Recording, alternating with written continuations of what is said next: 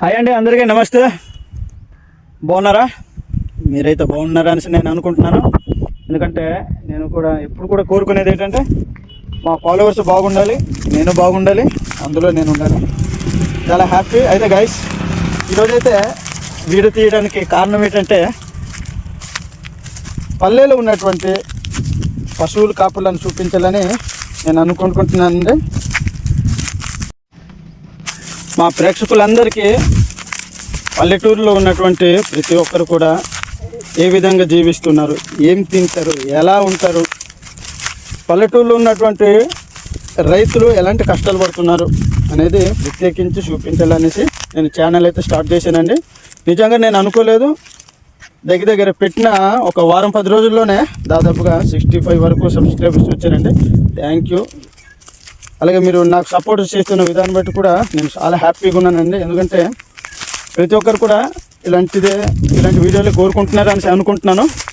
అయితే గైస్, ఈరోజు అయితే వీడియో చేయడానికి కారణం ఏంటంటే పల్లెటూరులో ఆవులను పెంచుకునేటువంటి ఆవుల కాపర్లను చూపించాలనేసి ఈరోజు అయితే నేను వీడియో చేస్తూ ఉన్నాను.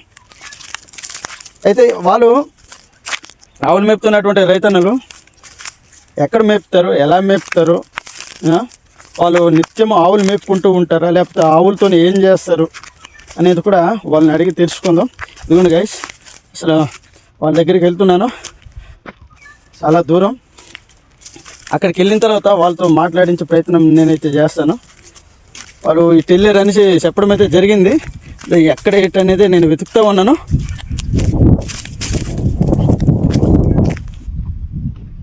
ఆవులు మేకలు ఇక్కడ దగ్గరలో అయితే ఉండవు కదా, ఎటో అడవుల్లో చెట్లలో పుట్లలో ఇంక ఎటుకేసి మేపుతున్నారు. చూద్దాం. చూడండి గైస్, ఓవ అయితే లేదు. అవి ఎక్కడున్నాయో ఏటో చూడండి ఫ్రెండ్స్. ఇవన్నీ కనిపిస్తున్నవన్నీ కూడా ఇదిగోండి చింత చెట్లు అండి. నిత్యం చింత పులుసు, చింత సారు, చింత సాంబారు, ఇలాగ అనేకమైనటువంటి రసాలు చేసుకొని తింటుంటాం కదా. ఇదిగోండి ఈ చింత చెట్టు కూడా బాగానే కాపు వచ్చింది. లైవ్గా చూపిస్తాను చూడండి గైస్. ఇదిగోండి చూడండి ఎంత బాగుందో చెట్టు. చూడండి అమ్మా, చాలా పెద్దగా ఉందండి ఇది. ఇదిగోండి చింత చెట్టు. చూసారా గైస్ ఎలా ఉందో? మనమైతే ఆవులు మేపుతున్న దగ్గరికి వచ్చాము. ఇదిగోండి చూసారా గైస్, చింతకాయలు.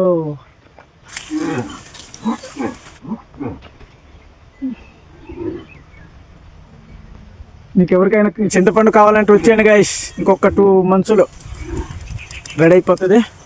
ఇప్పుడైతే పచ్చిగా ఉన్నాయి. చూడండి ఫ్రెండ్స్, ఈ చెట్టు కూడా ఎలా ఉందో చూడండి.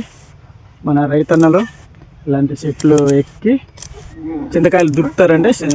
దులిపిన తర్వాత అవన్నీ సేకరించి ఒక బస్తాలో భద్రంగా దాచి తర్వాత దళాలకు అమ్మితే అవి మీ వరకు చేరుతాయి. మా దగ్గర అయితే, మా ఊళ్ళో అయితే చింతపండు కొనుక్కోవాల్సిన అవసరం లేదండి. సంవత్సరం కావాల్సినటువంటి చింతపండును మేము ఏర్పాటు చేసుకుంటాము. తర్వాత ఇంకా అమ్మడం జరుగుతుంది. ఇవ్వండి చూడండి ఎంత పెద్దగా ఉందో గైస్.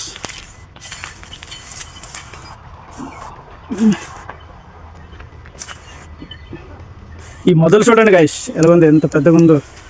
ఎక్కడానికి కొద్దిగా ఈజీగా ఉంది, బట్ చివరిలోకి వెళ్ళిన తర్వాత ఇదిగోండి ఫ్రెండ్స్ చూడండి ఒకసారి. నేను దూరం నుంచి నేను చూపిస్తాను. ఎంత లావు ఉందో చూడండి, ఎంత లావు ఉంది, ఎంత పొడవు ఉందో, ఎంత వెడల్పు ఉందో చూడండి గైస్. చాలా పెద్దగా ఉంది. ఇదిగోండి చూడండి, ఇవన్నీ కూడా కొమ్మల్లో దాటి మనిషి ఎక్కి తర్వాత దులపడం జరుగుతుందండి. ఇదంతా కూడా చూశారు కదా. ఓకే, చూపించాను కదా గాయస్. ఇదిగోండి ఇదే నేను చిన్న సెట్. చూసారు కదా ఎంత పెద్దగా ఉందో కూడా. మనం ఎక్కలేము గాయస్, ఎక్కలేము. నాకు ఎక్కే అలవాటు కూడా లేదండి. ఎంతైనా ఎవరైనా దులిపిసిస్తే మీలాగే నేను కూడా చింతపండు నేను తీసుకుంటాను. మనం ఎక్కలేము, మన పర్సనాలిటీకి మనం ఎక్కలేము, అయినా పర్వాలేదు. నేను కూడా ఈ విధంగా మన వాళ్ళ కడే నేను కొంటుంటాను. నాకైతే ప్రత్యేకించి చిన్న చెట్టు లేదండి. ఉన్న వాళ్ళ దగ్గర నేను ఈ ఊరు అల్లుండి కాబట్టి వాళ్ళు 1 kg 2 kgలు ఇస్తే అది నేను కూడి పెట్టుకొని సంవత్సరం అంతా వాడుకుంటాను. ఏదేమైనా ఒక మంచి సిటీ దగ్గరికి అయితే వచ్చాము. చూశారు కదా.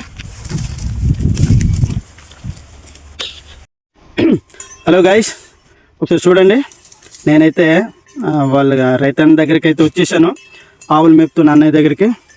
అయితే అతని మాటల్లో తెలుసుకుందాం వాళ్ళు ఎప్పటి వరకు మేపుతారో, ఇవన్నీ కూడా ఎవరివి ఏంటనేది అడిగి తెలుసుకుందాం. కూర్చుంటున్నాగా.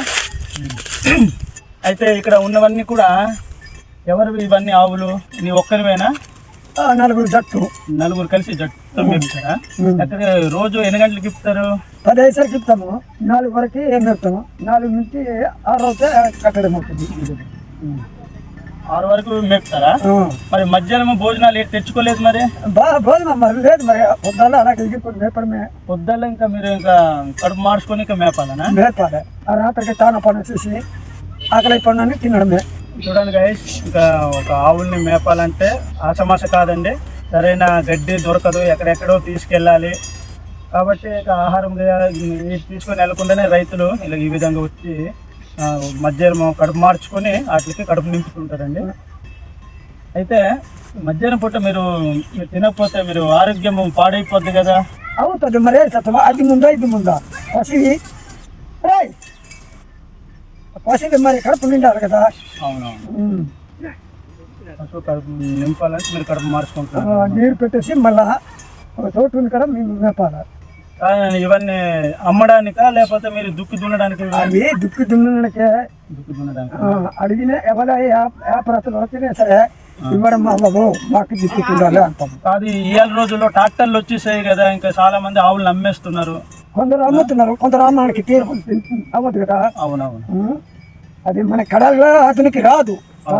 అవును, మనకి సంతేరు ఉంటే కదా ఏదో అదితో పదంతో దున్నుకోవచ్చు.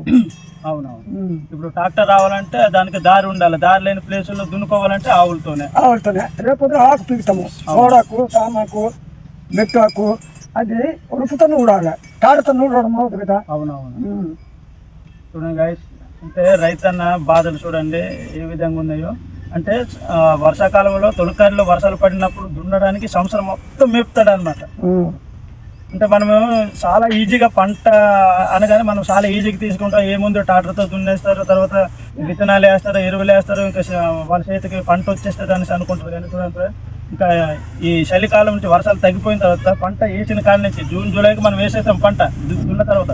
అప్పుడు నుంచి ఇప్పుడు వరకు ఆవులను చాలా జాగ్రత్తగా చూసుకుంటూ వాటికి ఎంత మేపు కావాలో, ఎంత గడ్డి కావాలో అంత ఆర్గానిక్గానే కుడితే గిడితే వేసి కాదండి, మొత్తం అవి ఎంతవరకు మేస్తాయి అంతవరకు మేపుకుంటూ పోతుంటారు అనమాట రైతు. ఇంకేంటి ఎలాంటి కష్టాలు ఉన్నాయి మేపుతున్నప్పుడు?